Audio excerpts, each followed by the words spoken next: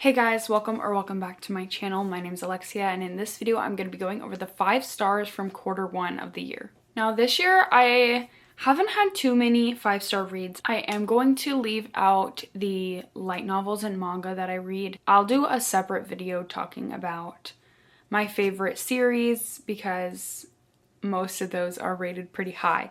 And we only have 4 books here today.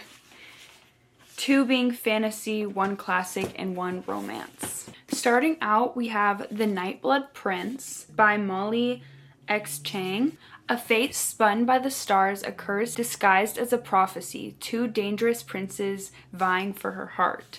This is a love triangle. The prophecy is that she will one day be the empress of all empresses, so whoever marries her would be the emperor of the land. So from a very young age, she's promised to the crown prince, and while they're close and she does care for him, she does not want to marry him. She wants to be able to choose her own destiny, but the fates have decided otherwise. There is a hunt that whoever captures the legendary tiger can be given any wish that they want from the king. So she decides to sneak out in the night to attempt slaying this tiger so that she can ask for her freedom. But she finds something that could be even more dangerous. A runaway prince from a rival kingdom who is harboring a dangerous kind of magic. And he has the capability of commanding an army of deadly vampires. While all of this is going on, she's also being plagued with nightmares of bloodshed that she fears are visions of what is to come. I really enjoyed this. This is probably my favorite fantasy that I've read this year. I loved the writing. I loved the characters. Our main character is very strong, very independent. She knows what she wants. She is in the middle of these 2 princes. She doesn't know what to do, but she's not really focused on them. She's got her own stuff to deal with. There's a point where she disguises herself as a man so that she can join the war, which gave me very much Mulan vibes. I really enjoyed it. This is like Mulan with a love triangle and vampires. Like, you've got to read it. This is the exclusive edition from Fairy Loot, and this is the regular cover. They're both so beautiful.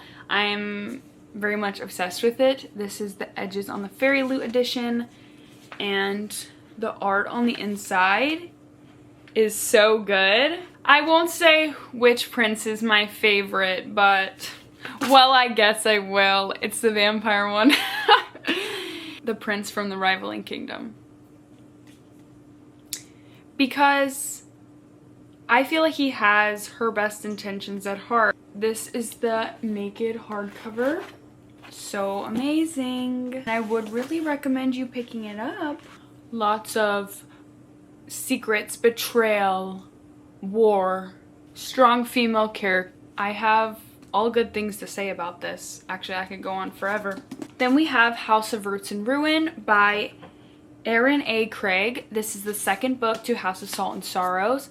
I loved the 1st book, and obviously I loved the 2nd. This follows Verity, who was the youngest sister in the 1st book, and this takes place years later. She is now 18. She has still never been allowed to leave her manor by the sea, and she doesn't know why. Her oldest sister now runs the estate and keeps a very close eye on her. Verity wants a job as an artist. When she gets an opportunity to go to Bloom to paint a portrait of the Dutch's son, Alexander, she can't miss the opportunity. But there's something unique about Verity. She can see ghosts.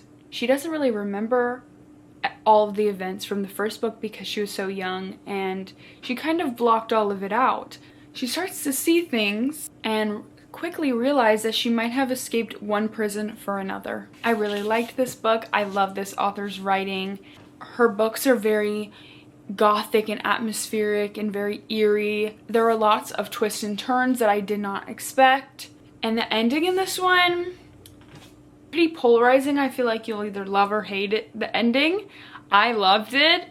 I am glad the way it ended. If you know how this ends, I'm glad.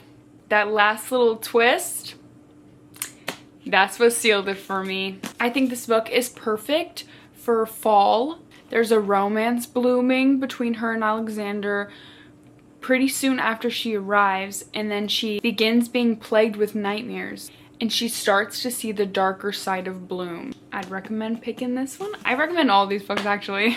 There's no point of me even saying, oh, I recommend picking this one up, because I recommend all of these. Obviously, that's why we're here. If Not for My Baby, this is a romance book between a rock star and his backup singer. Now, I'm kind of picky when it comes to books where they sing, because why are you singing? Why are you singing? I can't listen to them. That's my thing. I can't listen to an audiobook. When they start singing, I will be gone.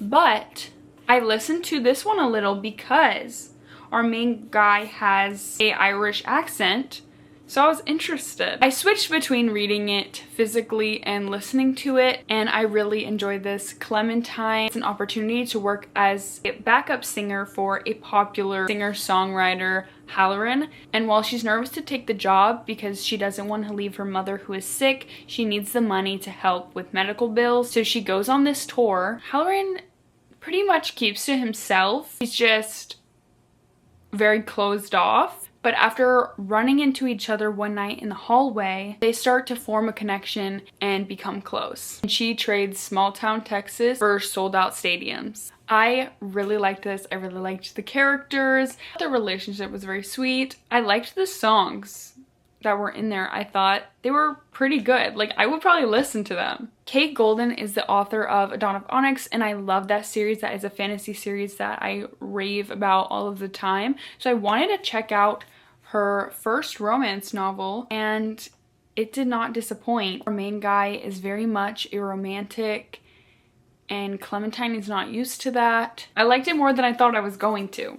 Jane Eyre, which is a classic for a reason. This follows Jane throughout her life, starting as a child, living with her aunt and cousins who treat her horribly, and then when she goes to a school for orphans and her life there, then she gets her first job as a governess, working for Mr. Rochester. I absolutely loved this book. This has to be an all-time favorite of mine, one of my most favorite classics. I love Jane's story. She is very true to herself. I enjoyed the romance, but that was not my favorite part of this. It was seeing Jane grow as a person and go from having no one and feeling alone in the world to finding her people and making those deep connections. I absolutely loved it, and I think that everyone should read this book, especially every woman should read this book. Charlotte Bronte does such a good job of writing strong female main character. She has to be one of my favorites that I've ever read in the history of my whole life, and probably for my whole life ever. I'm definitely going to reread this. This book is a thick one. It's very detailed, and that is the best part. I actually wanted more from it. And that's how you know it's a good book, when even if it's long, you still are wanting more. That is going to be all for this video. I will do another one of these for each quarter of the year. If you want to see my least favorite books from quarter one and the books that I've DNF'd so far, let me know. Also, comment your favorite book from quarter one. I'm interested to know what you guys are reading as well. I hope you guys got some book recommendations from this, and make sure to like and subscribe, and I will see you guys in the next video. Thanks so much for watching. Bye.